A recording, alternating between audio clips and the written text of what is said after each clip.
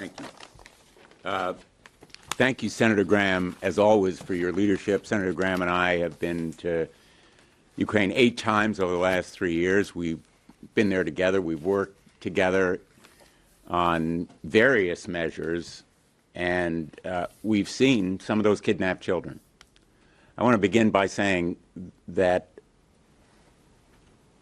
political violence should be condemned and stopped, no matter what your politics, no matter where you are on the political spectrum.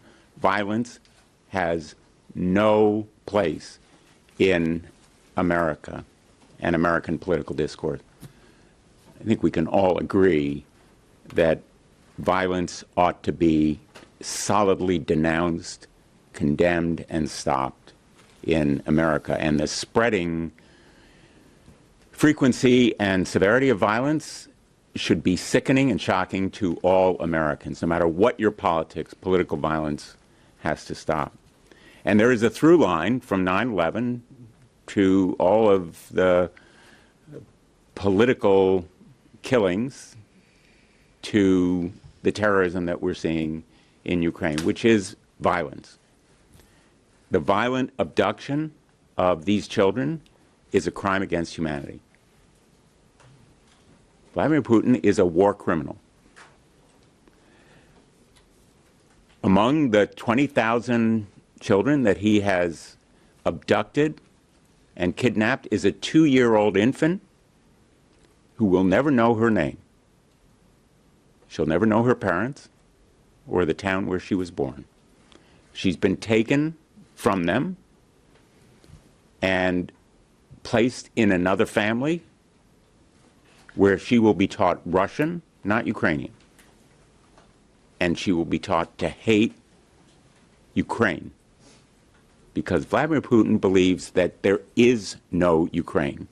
What he is seeking to do by kidnapping these children is to erase Ukraine from the face of the earth.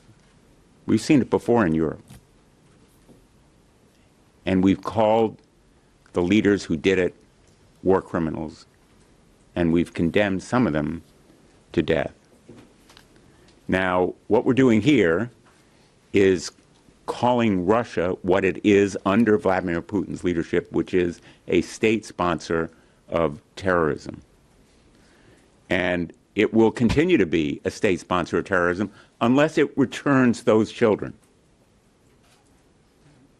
And new leadership in Russia can remove it from that list. But for now, we want to add it to that poster. In fact, if somebody has a magic marker, we can do it right now. That's what we're doing. How you spell Russia? All right, guys.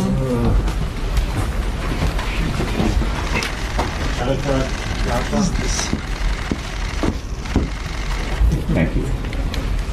So that's where Russia belongs. That's the club. That's the group, a state sponsor of terrorism. Now, I know there are all kinds of practical questions. What does it mean? What's the impact?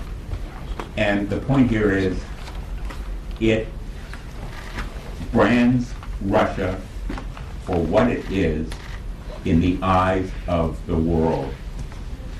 A member of this exclusive pariah club that nobody wants to join, and condemns them not only for moral purposes but also economic goals as well. So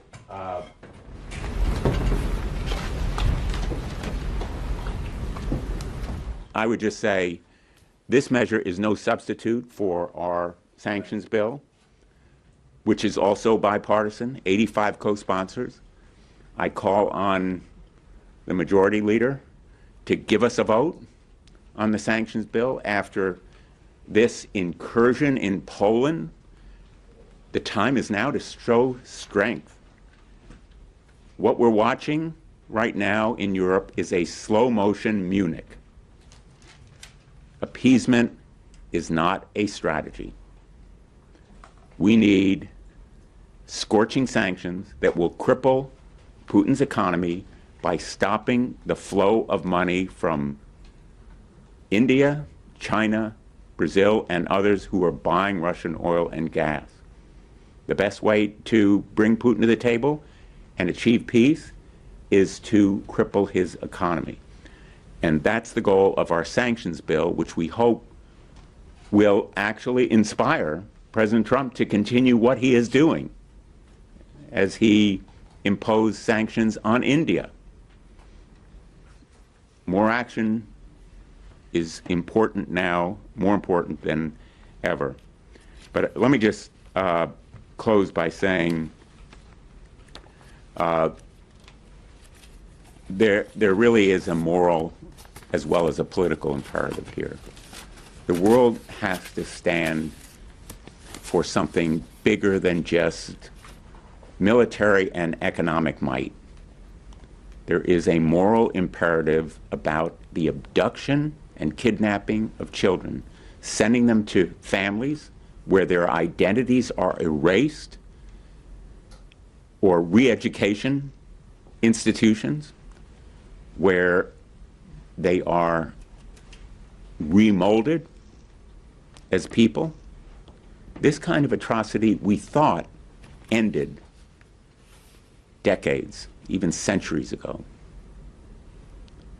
It is inhumane, it is an atrocity and a war crime, and the United States Congress should stand up and call it what it is, and I am really proud and grateful to be part of this bipartisan group in raising this issue. Senator Klobuchar.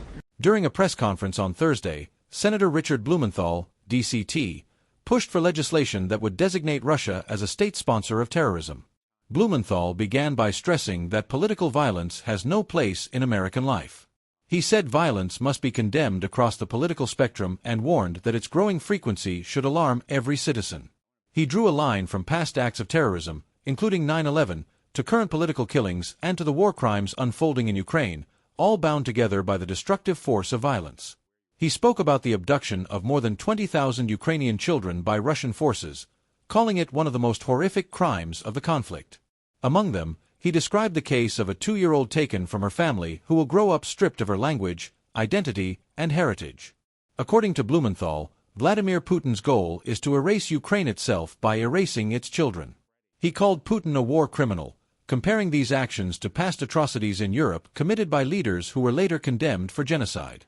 Blumenthal argued that Russia should be formally recognized as a state sponsor of terrorism until it changes course and returns the abducted children. Only a change in leadership, he said, could remove Russia from such a list. He explained that while some may ask what this designation practically means, its real impact is in branding Russia globally as part of an exclusive pariah club no nation wants to join. He noted this step is not a replacement for ongoing efforts to impose tough sanctions but would complement them. He highlighted that a bipartisan sanctions bill already has the support of 85 co-sponsors and urged Senate leadership to bring it to a vote, especially after recent escalations in Poland. Blumenthal warned against repeating the mistakes of appeasement, comparing the situation in Europe to the slow drift toward Munich in the 1930s. He argued that only scorching sanctions that cut off Russia's oil and gas revenues from buyers like India, China, and Brazil can pressure Putin to negotiate. He closed by emphasizing that the fight is not just political or economic but moral. Forcing children into re-education, erasing their identities, and separating them permanently from their families is, he said, an atrocity that belongs to the darkest chapters of history. Congress, he insisted, has a duty to call it what it is and to respond with unity.